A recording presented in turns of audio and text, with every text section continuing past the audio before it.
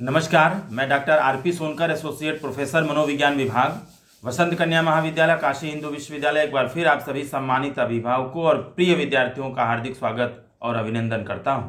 प्रिय विद्यार्थियों, आज के वीडियो में जिस महत्वपूर्ण मुद्दे पर मैं आपके साथ बात करने वाला हूं वह है CUET UG एडमिशन 2024, क्योंकि इस बार CUET UG एडमिशन से संबंधित कुछ महत्वपूर्ण परिवर्तन किए गए हैं। कुछ बहुत ही महत्वपूर्ण बिंदु हैं जिसको जानना आपके लिए बेहद ज़रूरी है।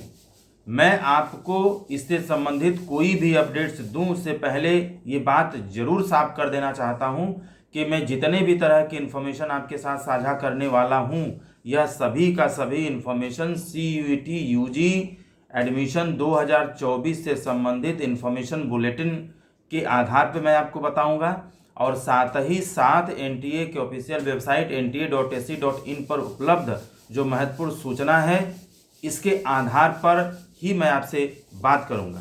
प्रिय विद्यार्थियों, CUET UG का जो इन्फॉर्मेशन बुलेटिन है यह NTA के ऑफिशियल वेबसाइट nta.ac.in पर उपलब्ध है। यह कुल 90 पेज का है जिस पर आप जा करके और भी विस्तृत जानकारी प्राप्त कर सकते हैं। मैंने पूरे 90 पेज पढ़ा है और इसी को आधार बनाकर मैं आपके साथ कुछ महत्वपूर्ण मुद्दों पर बात करूंगा।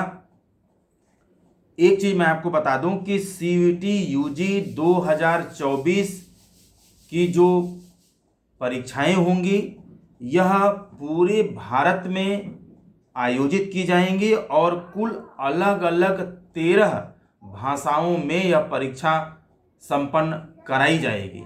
प्रिय विद्यार्थियों, आपको मैं ये भी बता दूं कि जो प्रवेश परीक्षा है यानी एंट्रेंस एग्जामिनेशन है यह 15 मई 2024 से शुरू होगा, यानी अगले 3 दिन बाद, क्योंकि आज 12 है, 15 मई 2024 से यानी 3 दिन बाद आपके CUET UG का जो एंट्रेंस है, प्रवेश परीक्षा है, वह प्रारंभ हो जाएगा और यह परीक्षा 24 मई 2024 तक चलेगा, यानी कुल 7 दिनों तक CUET UG एडमिशन से संबंधित प्रवेश परीक्षा कराई जाएगी। मैं आपको ये भी बता दूं कि इस बार यह मात्र 7 दिनों में परीक्षा संपन्न कराई जाएगी NTA के द्वारा, जबकि पिछले बार यानी 2023 में यह परीक्षा कराने में 1 महीने से भी ज़्यादा समय लगा था। प्रिय विद्यार्थियों, मैं एक चीज़ आपको यहाँ ये भी बता दूं कि ऑफलाइन जो प्रवेश परीक्षा है यह कुल 4 दिनों तक आयोजित की जाएगी, यानी 15 से शुरुआत होगा। तो ऑफलाइन प्रवेश परीक्षा 15, 16, 17 और 18 मई को आयोजित कराया जाएगा, यानी कुल 4 दिन होगा और इसमें लगभग 90% विद्यार्थियों ने आवेदन किया है। मतलब साफ है कि ऑफलाइन प्रवेश परीक्षा में पूरे बच्चों के 90% विद्यार्थियों ने आवेदन किया है, यानी 90% विद्यार्थियों का जो एंट्रेंस होगा वह ऑफलाइन होगा, जो 15 से लेकर के 18 यानी 4 दिनों में संपन्न कराई जाएगी। वहीं अगर हम ऑनलाइन प्रवेश परीक्षा की बात करें यानी CBT की बात करें तो यह कुल 3 दिनों में संपन्न कराया जाएगा, जो 21, 22 और 24 मई को यह परीक्षाएं होंगी। और एक महत्वपूर्ण चीज़ आपको बता दूं कि इस बार ऑनलाइन यानी CBT प्रवेश परीक्षा देने के लिए मात्र 10% बच्चों ने रजिस्ट्रेशन किया है। एक चीज़ मैं आपको और बता दूं कि इस CUET UG एडमिशन के लिए पूरे भारत के 44 यानी 44 विश्वविद्यालयों को शामिल किया गया है। इन 44 विश्वविद्यालयों में से ज़्यादातर विश्वविद्यालय केंद्रीय विश्वविद्यालय हैं। इस CUET UG एडमिशन से संबंधित कुल 33 यानी 33 अलग अलग लैंग्वेजेस की परीक्षाएं होंगी, जबकि 27 यानी 27 अलग अलग विषयों को इसमें शामिल किया जाएगा। पूरे भारत में यानी पूरे भारत के सभी राज्यों को मिला करके देखा जाए तो 354 यानी 354 अलग अलग शहरों में मिला करके 2400 यानी 2400 अलग अलग केंद्र बनाए गए हैं, जहां पर सीयूटी यूजी एडमिशन से संबंधित प्रवेश परीक्षा को संपन्न कराया जाएगा। कुल 7 दिनों में यह परीक्षा होगी। जैसा कि मैंने पहले भी आपको बताया, यह सभी के सभी जो सेंटर्स हैं यह सरकारी और प्राइवेट स्कूल दोनों को मिला करके बनाए गए हैं।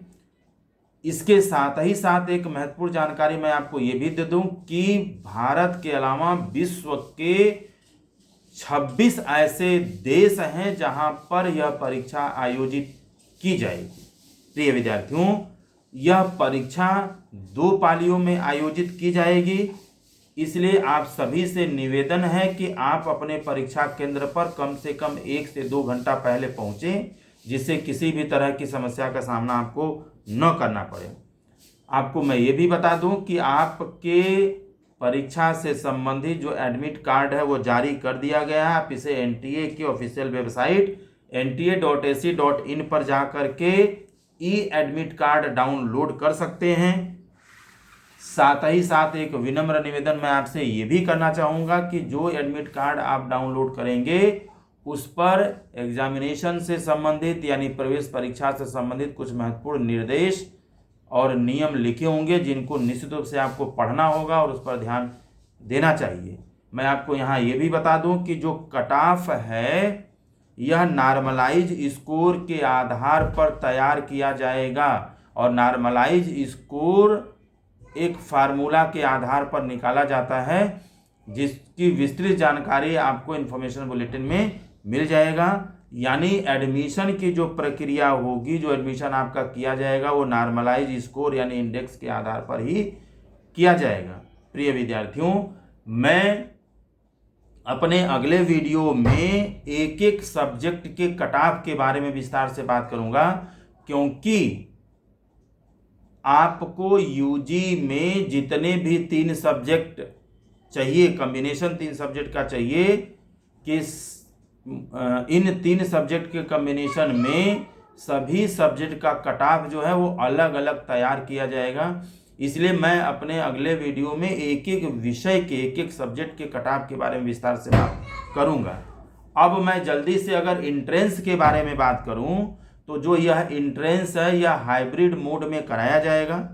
यानी जैसा कि मैं थोड़ी देर पहले बात कर रहा था, पहला जो होगा वह पेपर पेंसिल टेस्ट होगा, और पेपर पेंसिल टेस्ट का मतलब यह ऑफलाइन परीक्षा होगी, जिसमें 90% विद्यार्थियों ने अपना रजिस्ट्रेशन किया है। यानी पेपर पेंसिल टेस्ट में यानी ऑफलाइन परीक्षा में 90% विद्यार्थी शामिल होंगे, जो 4 दिनों तक यह प्रवेश परीक्षा चलेगा, और इसमें सभी के सभी प्रश्न MCQ यानी मल्टीपल चॉइसेस क्वेश्चन होंगे, बहुविकल्पीय प्रश्न होंगे। जबकि दूसरा जो मोड होगा वह CBT यानी कंप्यूटर बेस्ड टेस्ट यानी ऑनलाइन होगा। इसमें 10% विद्यार्थी बैठेंगे, क्योंकि मात्र 10% बच्चे ही इसमें अपना एप्लीकेशन दिए हैं, और कंप्यूटर बेस्ड टेस्ट में भी MCQ टाइप के ही क्वेश्चंस रहेंगे। और अगर मैं मोड ऑफ टेस्ट की बात करूं तो इसमें जो पहला पेपर होगा वो लैंग्वेज होगा। इसमें कुल 50 प्रश्न होंगे, जिनमें से 40 क्वेश्चंस आपको करने होंगे। समय आपको 45 मिनट का मिलेगा। सही प्रश्न पर 5 नंबर आपको मिलेंगे, जबकि गलत होने पर आपका 1 नंबर माइनस कर दिया जाएगा। दूसरा जो पेपर होगा वो जनरल टेस्ट का होगा। इसमें भी कुल 50 प्रश्न होंगे, जिनमें से 40 आपको करना होगा। 45 मिनट का समय इसमें भी रहेगा, और सही के लिए 5 और गलत के लिए -1 कर दिया जाएगा। जबकि तीसरा जो होगा वो सब्जेक्ट का आपका एग्जाम होगा। अगर मैं जल्दी से परीक्षा केंद्र पर क्या लेकर जाएं और क्या चीज़ नहीं लेकर जाएं के मुद्दे पर आपसे बात करूं, तो मैं आप सभी से विनम्र निवेदन करता हूं कि आप अपने एग्जामिनेशन सेंटर पर किसी भी तरह का इलेक्ट्रॉनिक जो डिवाइसेस है, जो गैजेट है, वो ले करके न जाएं। जैसे मोबाइल हो गया, स्मार्ट वॉच हो गया, स्मार्ट पेन हो गया, इस तरह के इलेक्ट्रॉनिक गैजेट को, डिवाइसेस को आपको ले करके नहीं जाना है। आपको अपने साथ अपना एडमिट कार्ड अवश्य ले करके जाना है। साथ ही साथ सेल्फ डिक्लेरेशन अंडरटेकिंग फॉर्म जो एनटीए के ऑफिशियल वेबसाइट पर उपलब्ध है, आप वहां से उसको डाउनलोड कर लीजिए, उसको भर लीजिए और यह भी आपको अपने साथ लेकर के परीक्षा केंद्र पर जाना है। साथ ही साथ बॉल पॉइंट पेन चूंकि आप यूज करेंगे तो ये भी आपको लेकर के जाना है। 4-5 फोटोग्राफ आप अपने साथ जरूर रखिएगा। कोई एक आई कार्ड आपके पास यानी पहचान पत्र होना जरूरी है, जिसके लिए आप स्कूल आइडेंटिटी कार्ड लेके जा सकते हैं, पैन कार्ड लेकर के जा सकते हैं, डीएल लेके जा सकते हैं, आधार कार्ड लेके जा सकते हैं। इन सभी में से कोई न कोई एक जो आईडी प्रूफ है वो आपके पास जरूर होना चाहिए। और यदि आप पीडब्ल्यूडी कैंडिडेट हैं तो निश्चित रूप से आपके पास पीडब्ल्यूडी का सर्टिफिकेट होना अनिवार्य है। प्रिय विद्यार्थियों, अगर मैं परीक्षा केंद्र के बारे में आपसे बात करूं तो आप जब यह फॉर्म भर रहे थे, आप 4 अलग अलग सेंटर्स का चॉइस आप लोगों ने दिया था। इन 4 अलग अलग जो चॉइसेस आपने सेंटर का दिया हुआ है, उसमें से सबसे बेस्ट जो चॉइस यानी पहले नंबर पर जो आपका चॉइस है, उसे एनटीए के द्वारा देने की 100% कोशिश की जाएगी, जिनमें से 90% बच्चों को उनके पसंदीदा जो एग्जामिनेशन सेंटर है वह दिया गया है, उनको मिल चुका है।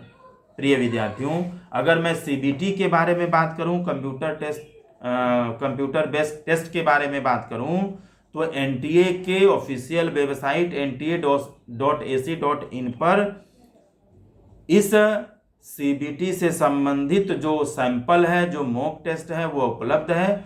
आप इस पर जा कर के आप प्रैक्टिस कर सकते हैं। जो आपको दुविधा है, उन दुविधाओं का समाधान कर सकते हैं।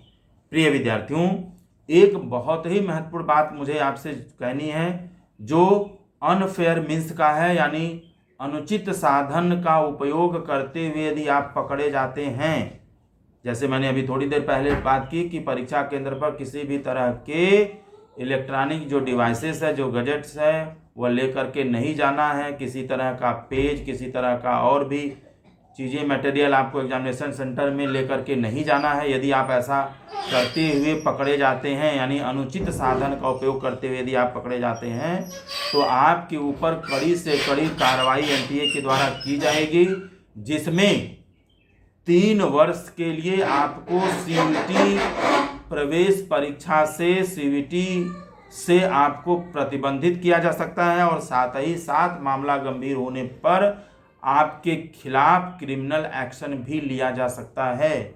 इसलिए आप सभी से विनम्र निवेदन है कि आप किसी भी तरह के अनुचित साधन का उपयोग नहीं करेंगे। आप पूरी ईमानदारी से पढ़ लिख करके जाएंगे और जितना बेहतर आप कर सकते हैं आपको करने की कोशिश करनी चाहिए।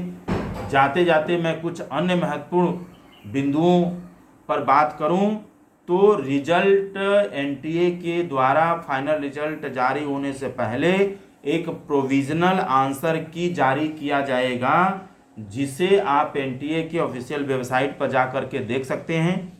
यह 2 से 3 सप्ताह तक उपलब्ध रहेगा और इस प्रोविजनल आंसर की को यदि आप चैलेंज करना चाहते हैं, आप क्लेम करना चाहते हैं, तो आप 200 रुपये प्रति क्वेश्चन डिपॉजिट करके आप क्लेम कर सकते हैं। याद रखिएगा, यह जो पैसा है वह नॉन रिफंडेबल है, यानी यह आपको वापस नहीं किया जाएगा। और साथ ही साथ मैं आपको ये भी बता दूं कि उसके बाद फाइनल आंसर की जारी किया जाएगा।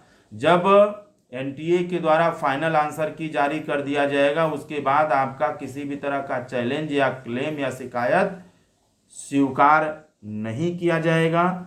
फाइनल रिजल्ट जारी होने के बाद एडमिशन की प्रक्रिया शुरू की जाएगी और एडमिशन जो आपका होगा वह आपके इंडेक्स और प्रेफरेंसेस के आधार पर किया जाएगा। कट ऑफ बनाने या तैयार करने की जिम्मेदारी एनटीए की नहीं होगी, क्योंकि रिजल्ट निकालने के बाद सारा रिजल्ट एनटीए सभी विश्वविद्यालयों को सौंप देगा और विश्वविद्यालय रजिस्ट्रेशन एंड प्रेफरेंस के आधार पर एडमिशन की प्रक्रिया को पूरा करेगा। यानी फाइनल रिजल्ट जारी होने के बाद कट ऑफ बनाना, रजिस्ट्रेशन कराना, प्रेफरेंसेस भरवाना और एडमिशन की प्रक्रिया करने की जिम्मेदारी सभी विश्वविद्यालय की ही होगी और सभी विश्वविद्यालय अपने हिसाब से इस प्रक्रिया को पूरा करेगा। जबकि मैं एक महत्वपूर्ण चीज़ आपको ये भी बता दूं कि फाइनल रिजल्ट जारी होने के बाद जो इसका रिजल्ट है वह 90 दिनों तक सुरक्षित करके रखा जाएगा। यानी 3 महीने तक यह रिजल्ट सुरक्षित रहेगा। यदि आपको एनटीए के द्वारा जारी किए गए फाइनल रिजल्ट से किसी भी तरह की शिकायत है, आप यदि कोई कानूनी कार्रवाई करना चाहते हैं, आप आरटीआई डालना चाहते हैं, तो आप फाइनल रिजल्ट जारी होने के 30 दिन के अंदर कर सकते हैं। उसके बाद किसी भी तरह की शिकायत आपकी नहीं सुनी जाएगी। जाते जाते मैं एक चीज़ आपको जरूर बता दूं कि विस्तृत जानकारी के लिए आप एनटीए के ऑफिशियल वेबसाइट nta.ac.in पर विजिट कर सकते हैं। साथ ही साथ आपने जो मोबाइल नंबर रजिस्टर्ड कराया है उस मोबाइल नंबर पर भी आप हमेशा अपने मोबाइल नंबर को भी चेक करते रहें, क्योंकि इससे संबंधित महत्वपूर्ण इन्फॉर्मेशन आपके मेल पर भी जाएगा, आपके मोबाइल नंबर पर भी जाएगा और एनटीए के ऑफिशियल वेबसाइट पर भी यह उपलब्ध होगा। और इससे संबंधित कोई सवाल यदि आपके मन में है तो आप निश्चित रूप से कमेंट बॉक्स में लिख सकते हैं, मैं जवाब देने की पूरी कोशिश करूंगा। और साथ ही साथ मैं आपको ये भी बता दूं कि किसी भी तरह के सवाल होने पर आप एनटीए द्वारा जो जारी इंफॉर्मेशन बुलेटिन है उसके पेज नंबर 10 पर एक मेल आईडी दिया गया है, आप उस मेल आईडी पर भी अपने सवाल पूछ सकते हैं। उस पर एक कॉन्टैक्ट नंबर दिया गया है जिस पर आप फोन कर सकते हैं। प्रिय विद्यार्थियों, मैं ये सारे तरह के इंफॉर्मेशन इसलिए बता रहा हूं जिससे आप अपडेट हो जाएं और किसी भी तरह की गलती होने की संभावना न रहे। आप सभी लोग खुश रहें, अपना ख्याल रखें। आप सभी को आपके एग्जामिनेशन के लिए बहुत बहुत शुभकामनाएं।